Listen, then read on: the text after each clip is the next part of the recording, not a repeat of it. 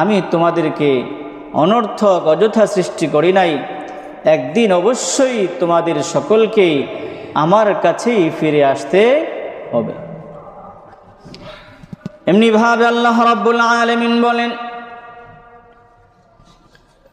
الذي خلق الموت والحياة ليبلوكم أيكم أحسن عملا। আল্লাহ বলেন, আমি যে তোমাদের হায়াত সৃষ্টি করেছি, মওত সৃষ্টি করেছি, আমি যে তোমাদেরকে হায়াত দিয়েছি, জীবন দিয়েছি, মৃত্যু দিয়েছি, একটা উদ্দেশ্যে দিয়েছি, সেটা হলো লিয়াবলুয়াকুম আইয়ুকুম আহসানু আমালা, যাতে করে তোমাদেরকে পরীক্ষা করতে পারি তোমাদের মধ্যে কে ভালো কাজ করে আর কে মন্দ কাজ